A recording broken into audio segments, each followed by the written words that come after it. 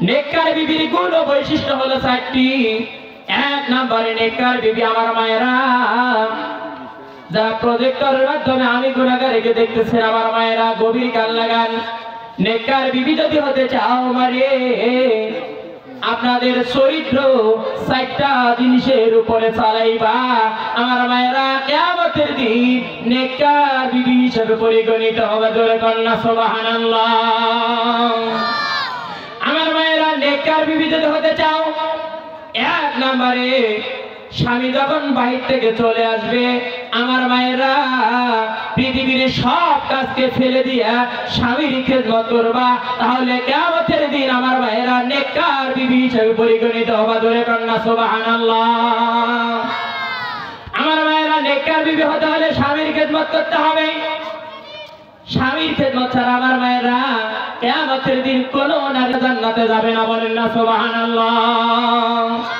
যে নারীর প্রতি স্বামী খুশি, ওই নারীর জন্য জান্নাত। জোরে বলেন সুবহানাল্লাহ। আমার রাসূল বলেন, সাহাবীরা জেনে রাখো, কিয়ামতের মাঠ যেদিন আমার আল্লাহ কায়েম করবে, ওই সময় প্রতিটা স্ত্রীকে বলবে, ও মহিলা বলো তোমার স্বামী কেমন ছিল। সেই সময় স্বামী যদি বলে আমার স্ত্রী ভালো ছিল, আমার মায়েরা ওই স্বামীর কথাটাই আপনার জন্য সার্টিফিকেট, আপনার জন্য আল্লাহর জান্নাত ওয়াজিব হয়ে যাবে। বলেন সুবহানাল্লাহ। আমার মায়েরা অপর কথা হচ্ছে, আমার মায়েরা আবার স্বামীকে জিজ্ঞাসা করা হবে, ও পুরুষ বলো তোমার স্ত্রী কেমন ছিল। ওই সময় স্বামী যদি বলে আমার স্ত্রী ভালো ছিল, আমার মায়েরা গভীর কান লাগে শোনেন, ওই স্বামীও আল্লাহর জান্নাতের মেহমান। জোরে বলেন সুবহানাল্লাহ। এক নম্বরে আমার মায়েরা স্বামী যখন বাহির থেকে চলে আসবে পৃথিবীর সমস্ত কাজগুলো বাদ দিয়ে স্বামীর খেদমত করতে হবে। কথা বলে ঠিক না বেটি? আমার মায়েরা নেককার বিবির আর একটি গুণ হলো, নেককার বিবি অর্ধ উলঙ্গে চলাফেরা করতে পারে না। কথা বলে ঠিক না বেটি? নেককার বিবির গুণ হলো সে পর্দায় পুশদায় থাকবে। কথা বলে ঠিক না বেটি? আমার মায়েরা পর্দা ছাড়া কোন নারী জান্নাতে যাইতে পারবে না। আমার মায়েরা পর্দা বলতে হাত মোজা পা মোজাকে পর্দা বলা হয় না। আমার মায়েরা সতীত্ব হেফাজত করার নামে হলো পর্দা। কথা বলে ঠিক না বেটি? আমার মায়েরা 3 নাম্বার গুণ আছে। আমার মায়েরা নেককার বিবি যদি হতে চাও মারে, নেককার বিবি যদি হতে চাও, তাহলে পরিবারের সদস্যদের ব্যাপারে কশ্চিন কালো খোঁটা দিও না। আমার মায়েরা তাহলে 3 নাম্বার নেককার বিবির গুণ হলো আপনি খোঁটা দিতে পারবেন না। এ মায়েরা গভীর কান লাগান।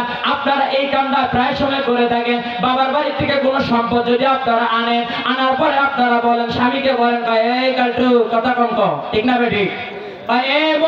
মোর বাবার বাড়ির সম্পদ তাহলে তোর ফতিয়া। কথা বলে ঠিক না বেটি?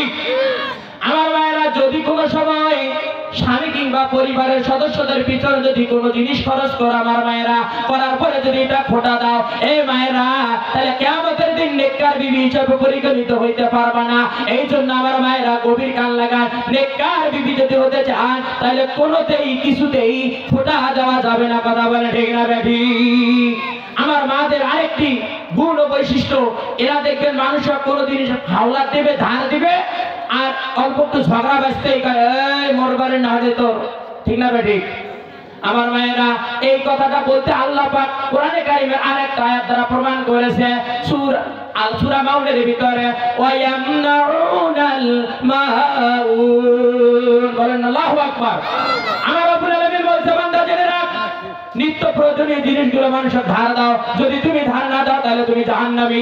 আবার ধার দেওয়ার পরে যদি তুমি খোঁটা দাও তাহলে আমার নবী বলেছে, তিরমিজি শরীফের হাদিস, ওই সমস্ত উক্তি দানকারী নারী পুরুষকে কাফেরের চাইতে আল্লাহ কিয়ামতের দিন বেশি শাস্তি দেবে। জোরে বলেন নাউজুবিল্লাহ। আর আমার মায়েরা 4র্থ নাম্বার নেককার বিবির গুণ হলো সে খুশুর সহিত নামাজ আদায় করবে। জোরে বলেন সুবহানাল্লাহ। নেককার বিবির গুণ হলো সে 5 ওয়াক্ত নামাজ সঠিক সময় বাড়ির ভিতরে আদায় করবে। বলেন আল্লাহু আকবার। তার মানে আমার মায়েরা নেককার বিবির গুণ হলো এই চারটা।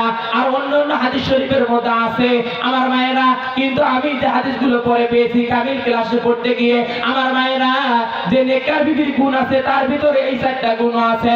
আমার মায়েরা নামাজ আদায় করলে আপনি নেককার বিবি, কিন্তু আমার মায়েরা নামাজ আদায় করবা, নামাজ আদায় করার পরে মায়েরা মিথ্যা থেকে যদি পরিত্রাণ হতে পারো তাহলে কিয়ামতের দিন নেককার বিবি হিসেবে পরিগণিত হবে। ধরে বলেন সুবহানাল্লাহ। আমার মায়েরা আর আলোচনা করতে গেলাম না, এই 2-4 সেকেন্ডের মধ্যে একটা আপনাদের এলান দিচ্ছে। আমার মায়েরা রাসূল কারীম সাল্লাল্লাহু আলাইহি সাল্লাম বলেছেন যে তিরমিজি শরীফের হাদিস, যে অধিকাংশ মানুষগুলা কবরে আযাব হওয়ার পিছনে হচ্ছে একটি কারণ, তা হলো পেশাবের সিটার কারণে। কথা বলেন ঠিক না বেঠিক? আমার মায়েরা তিরমিজি শরীফের হাদিসের মধ্যে আছে আমার রাসূল দুটা মানে মরুভূমি ময়দান দিয়ে যাইতেছিলেন, এমত অবস্থায় হুট করে থমকে দাঁড়ালেন। দাঁড়ানোর পরে সাহাবীদেরকে বললেন, ও আমার সাহাবীরা, তাড়াতাড়ি তোমরা খাজুর গাছের নিকটে যাও, একটি ডাল নিয়ে আসো। আনার পরে রাসূল ডালটাকে ভাঙলেন, ভাঙার পরে দুই পাশে দুটা গেড়ে দিলেন। সাহাবায়ে কেরাম বলেন, ইয়া রাসূলুল্লাহ, এখানে তো কোনো কবর নাই, আপনি ডাল গাড়লেন কেন? আল্লাহ রাসূল বলেন, সাহাবীরা, আমি যা দেখি তোমরা তা দেখো না, আমি যা জানি তোমরা তা জানো না। ও আমার সাহাবীরা, তোমরা জেনে রাখো, তোমরা দেখতেছো এখানে সমান জায়গা কিছু নাই, বালি আর বালি, কিন্তু আমি রাসূল দেখতেছি এইখানে দুটা কবর আছে, এই কবরের মধ্যে দুজন নারী শুয়ে আছে, এই নারী দুটার কবরের মধ্যে জাহান্নামের আগুন জ্বলতেছে। বলেন না নাউযুবিল্লাহি মিন যালিক। সাহাবায়ে কেরাম প্রশ্ন করলেন, নবী এই নারী দুটা কারা, তার পরিচয় কি? আমার নবী বললেন, এ সাহাবীরা, তোমরা জেনে রাখো, এই কবরের মধ্যে দুইটা নারী শুয়ে আছে, মহিলা মানুষ শুয়ে আছে। সাহাবায়ে কেরাম বললেন, ইয়া রাসূলুল্লাহ, ইয়া হাবিবাল্লাহ, এই নারী দুটার পরিচয় কি? আল্লাহর নবী বললেন, ও আমার সাহাবী রে, আমি যে কবরের মধ্যে প্রথম আমি ডালটা কেটে দিয়েছি, এই নারীটা এমন একটা নারী, এ মানুষের গীবত করত, ছগলখুরি করত। এই ছগলখুরি করার কারণে এই নারীর কবরে জাহান্নামের আগুন জ্বলতেছে। ধরে বলেন নাউযুবিল্লাহ। অপর নারীটার পরিচয় দিতে গিয়ে আমার নবী বললেন, হে সাহাবীরা, জেনে রাখো, আমি যে বামের কবরটার মধ্যে আমি ডাল গেড়েছি, এই নারীটা অন্য কোনো নারী নয়, এই নারীটা হচ্ছে পেশাবের ছিটা পায়ে পড়েছিল, এই নারীটা পেশাবের ছিটা পানি দ্বারা ধুয়ে নেয় নাই, পরিত্রাণ হয় নাই, এই কারণে আল্লাহ পাক এই নারীর কবরে জাহান্নামের আগুন জ্বালিয়ে দিয়েছে। ধরে বলেন নাউযুবিল্লাহ।